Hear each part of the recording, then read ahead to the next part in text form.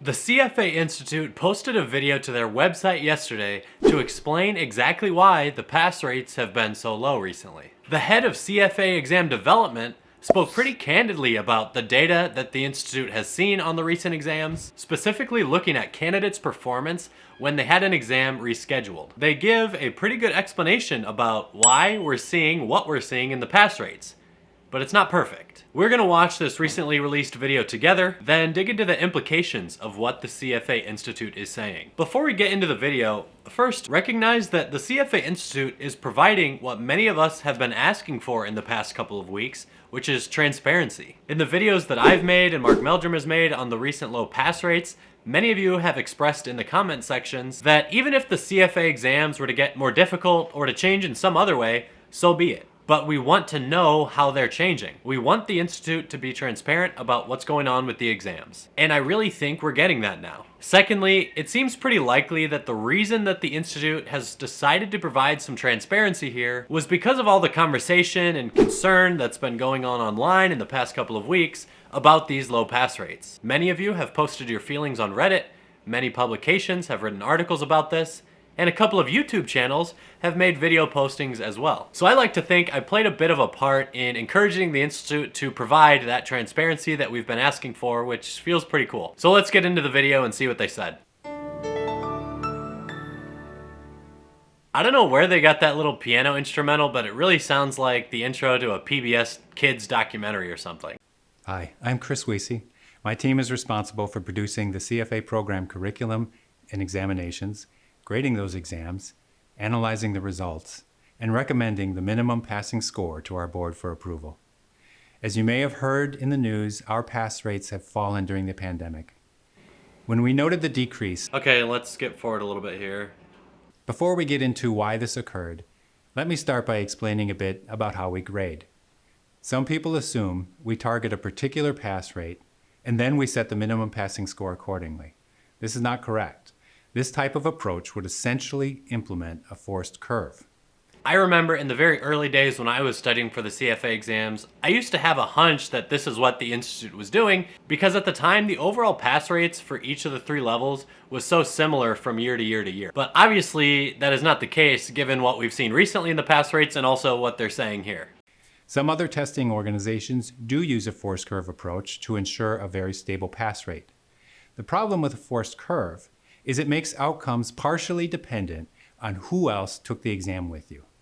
If everyone did poorly on a forced curve exam, some people would pass the exam who do not actually know the curriculum very well. Conversely, if everyone did very well, many would unfairly fail simply because others around them also performed strongly. That's how many of my university finance classes were graded, and trust me, it was really stupid. Sometimes you'd score like 90% on an exam and get a C+ or something. It just didn't make any sense, and you felt like you were being punished for solid performance. If we graded the CFA exam on a forced curve, it would affect the perceived quality of the credential, not only for the current group, but also for everyone that came before them. Instead, we strive to set an equivalent difficulty hurdle across all examinations.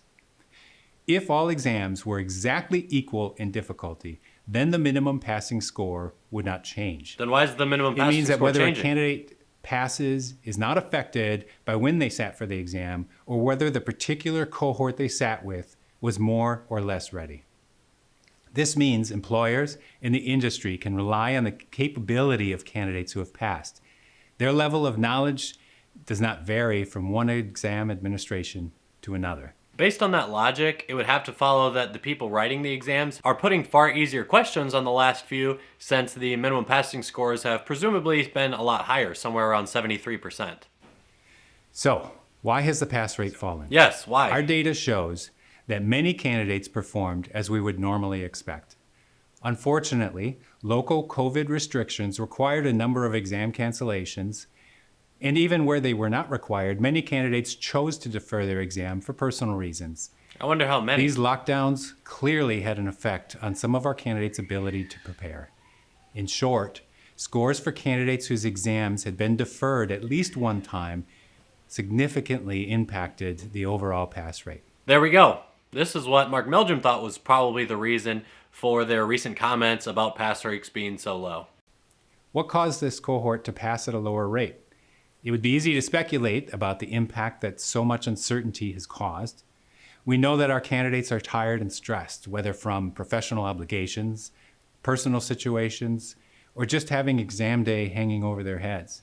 Or because they just spent 500 hours studying for an exam. Whatever the reason, we know you've been through hardship during the pandemic. But don't let the lower pass rates in May or July discourage you. Okay, we'll cut it off there. It's just kind of like a heart-to-heart thing after that. So if you believe what the Institute is saying here, and I probably do, considering the effort that they went through to post this video and to provide us with some additional communication on the topic, then that means what they've been saying all along is likely true. It's because candidates had their exams delayed that the pass rates have been lower. And also that the theory I've been putting out about why the pass rates have been lower, being that I thought the Institute was just making the exams harder to maintain the difficulty and prestige of their designation, is completely wrong. I still don't understand it conceptually, because to me, if an exam got delayed, I would just end up spending more total hours studying.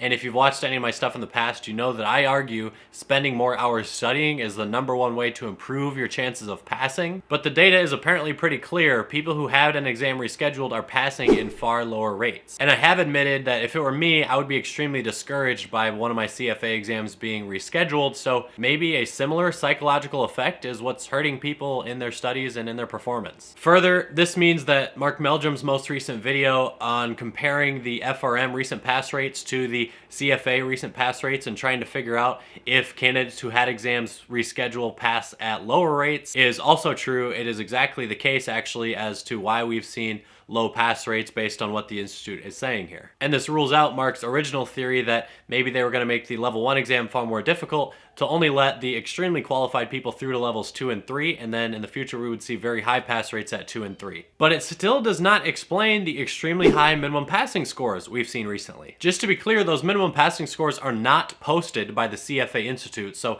maybe it makes sense they're not really making any comment about them here, but rather our estimates for the minimum passing score for each CFA exam comes from a accumulation of thousands of candidates' results submitted to 300hours.com. 300 Hours then looks through the data and the percentile rankings of each candidate in each topic area and says, okay, across this sample of the population, what looks to be about what the minimum passing score in terms of a percentage was. We can be pretty confident that 300hours.com can get a very narrow confidence interval around what that minimum passing score was, and over the last 3 exams it's been 72, 74, and 73%, which is far higher than it has been historically. So something definitely is changing about the CFA exams that they did not make mention to in this video. And again, assuming we believe them and they're still using the same standard setting method, then there are really only 2 alternatives as far as I can see it. Either the people writing the exams are putting far easier questions in than they ever were in the past, or this gentleman's team who reviews the exams that were written and decides what a qualified candidate's level of competency would have resulted with in terms of score on that exam, maybe that team of people has gotten stricter in deciding what a qualified candidate has to be able to know. And from what I understand, those are 2 separate parties, the people who write the questions compared to the people who assess the difficulty of those questions. So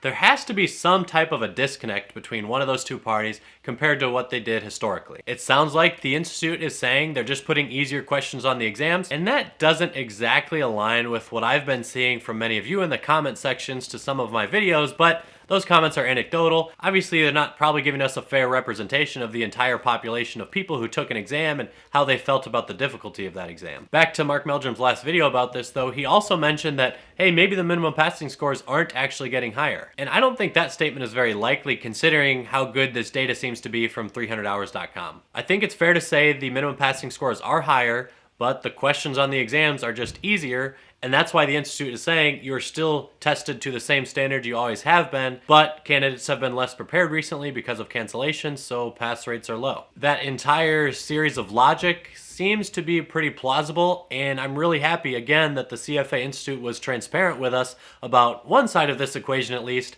because it allows us to kind of piece together the whole picture. So what does this all mean? Can pass rates get back up, and are minimum passing scores going to remain this high? I think I am buying into what the Institute put out in this video, and so that means I also agree with some of the statements they've made recently about pass rates going back up once pandemic conditions have subsided and we don't have candidates who are having their exams rescheduled anymore. As to minimum passing scores, I don't know if they're going to stay around 73% or if they'll jump way back down to 63%, but I have a video coming out in the near future from a very educated party, one of the instructors at Kaplan, and we're going to discuss that very subject, so make sure you're subscribed to see that one when it comes out. As a little preview, my guess is that we won't see minimum passing scores come back down in the future, and it will be a higher percentage hurdle that you need to clear in order to pass these exams. The Kaplan instructor that I'll be speaking with in that upcoming video, his opinion's a little bit different than mine, I believe, so I think it'll be cool to get a couple different perspectives on that. In addition to this video, the CFA Institute also made a new post to their website announcing a new LOS that they're going to be adding to the portfolio management section in 2022. The new LOS, in my opinion, really makes sense considering the couple that they've added in recent years, which is a little bit of information on computer algorithmic trading and cryptocurrencies. And that next LOS that they're adding to the PM section is going to be the winning Powerball numbers and how to correctly guess them. So for CFA candidates who pass any of the exams in 2022 and onward and become CFA charter holders, they will now, in addition to being able to guarantee superior investment returns, they will also be able to undeniably guarantee to their clients that they will be able to provide them with the winning Powerball lottery numbers week in and week out. And that's going to be a really beneficial skill for charter holders in the future to be able to market themselves as having, and it'll be a huge benefit to society since playing the lottery is such a financially responsible thing to do. If you're a candidate and you're studying for one of the exams in 2022, please hook your boy up, let me know what you learn, and let me know what the winning Powerball numbers are going to be that year. And as always, don't forget to like, comment, and subscribe, and thanks for watching.